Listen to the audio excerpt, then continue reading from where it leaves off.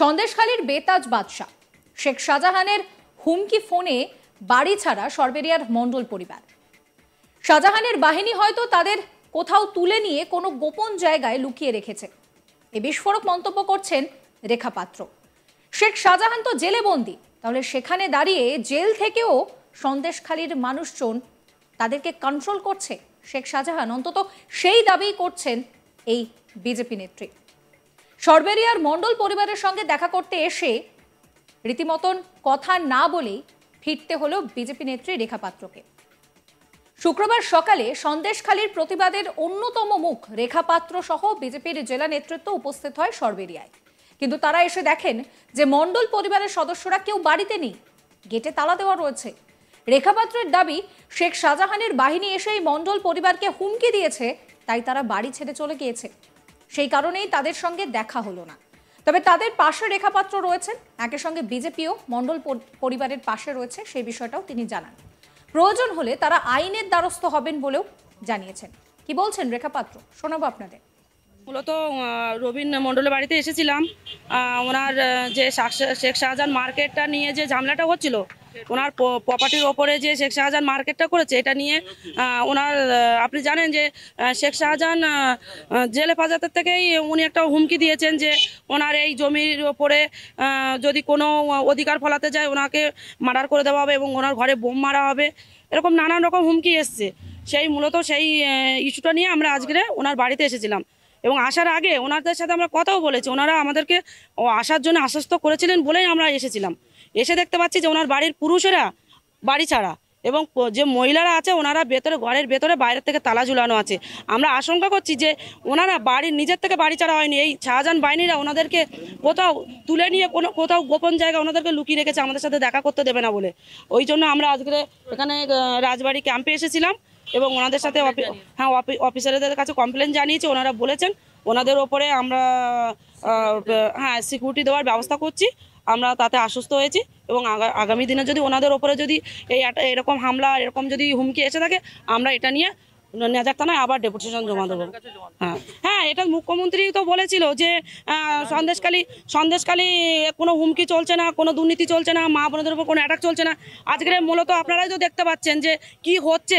মূলত এতদিন আন্দোলনটা আমাদের কিন্তু চেপে যাওয়ার পরেই কিন্তু গোপনে গোপনে ওদের কিন্তু হামলা চলছিল, তারপরেও কিন্তু আজকের কিন্তু সেটা কিন্তু প্রকাশ্যে এসেছে। আর এই প্রকাশ্যে আসার পরে এটা মুখ্যমন্ত্রীর ভালো করে চোখ খুলে দেখার দরকার আছে যে আজকে সন্দেশখালী একজন বিজেপি কর্মীর বাড়িতে কিভাবে হামলা হচ্ছে, তার প্রপার্টি জোর করে শেখ শাহজাহান কি করে ছিনিয়ে নিয়ে তার উপরে আবার জেল হেফাজতের থেকে তাকে ফোন করে মূলত হুমকি দিচ্ছেন। এবং সেই ফোনটা পাচ্ছে কোথার থেকে, যে জেল হেফাজতের থেকে এই যে শেখ শাহজাহান ফোনটা কোথা থেকে পাচ্ছে। মুখ্যমন্ত্রী যদি না সহযোগিতা করে, তার মাথায় যদি হাত না রাখে, তাহলে ফোনটা কোথার থেকে তার কাছে যাচ্ছে। সরবেরিয়ার মণ্ডল পরিবার, এই মণ্ডল পরিবারের সদস্য রবীন মণ্ডলকে জেলে বসে ফোনে হুমকি দিয়েছেন শেখ শাহজাহান, সেই খবর আমরাই করেছিলাম। পরের দিন আবার এই রবীন মণ্ডলের বিরুদ্ধে নেজার থানায় 25 লক্ষ টাকা তছরূপের অভিযোগ দায়ের করেছিল শেখ শাহজাহানের স্ত্রী তাসলিমা বিবি। সেই মণ্ডল পরিবারের সঙ্গে দেখা করতে এবং তাদের পাশে থাকার আশ্বাস দিতে শুক্রবার সকালে সরবেরিয়ায় এই মণ্ডল বাড়িতে যান সন্দেশখালীর অন্যতম প্রতিবাদী মুখ তথা বিজেপি নেত্রী রেখা পাত্র, কিন্তু রেখা পাত্রের দেখা হলো না তাদের সঙ্গে। প্রসঙ্গত, মণ্ডল পরিবারের অভিযোগ ছিল দিন কয়েক আগে শাহজাহানের অনুগামী মফিজুল মোল্লা নাকি ফোন করেছিলেন তাদের। ফোনটি ধরেন মণ্ডল পরিবারের কর্তা রবীন মণ্ডল। তখন কনফারেন্স কলে শাহজাহান তাকে হুমকি দেন বলে অভিযোগ। তারপর থেকে আতঙ্কিত রবীনরা। তিনি জানান যে পুরো ঘটনার বিবরণ সহ মঙ্গলবার ইডিকে বিষয়টা জানিয়েছেন। রবীন আরও বলেন, মফিজুল মোল্লা শাহজাহানের অনুগামী, শাহজাহানের মাছের আড়তে কাজ করত। মফিজুল হঠাৎই বলে যে ভাই ফোন করেছে, কথা বলো। আমি তখন ফোন ধরে বলি, কে বলছেন? ফোনের উল্টো দিক থেকে বলে, আমি শেখ শাহজাহান বলছি। তারপর বলে যে খুব বাড় বেড়েছিস, তোরা মার্কেট নিয়ে এত বাড়াবাড়ি করছিস, তোদের বাড়ি ঘর ভাঙচুর করব, বাড়ি থেকে বেরোনো বন্ধ করে দেব। কি অভিযোগ রবীন মণ্ডলের, শুনুন। শেখ শাহজাহান জেলের থেকে হুমকি দিয়েছে মফিজুল মোল্লার ফোন থেকে। মফিজুল মোল্লা এসে ফোনটা ধরিয়ে দিয়ে বলছে, এনে কথা বল। আমি কার সঙ্গে কথা বলবো? বলে শেখ শাহজাহানের সঙ্গে। আমি কেন? বলছে অনেক কথা বলবে। তখন শেখ শাহজাহান বলতো, আমি শেখ শাহজাহান বলছি, যে তোদের ব্যবস্থা করে দেবো, তোরা খুব বাড়বাড়ন্ত, তোদের খুব বিশাল বেড়েছিস, আমার নামে অনেক কিছু করেছিস, মার্কেটেও তো তোরা উল্টোপাল্টা কথাবার্তা উল্টোপাল্টা করছিস, এই নিয়ে আমাদেরকে প্রচণ্ড হুমকি দেয়।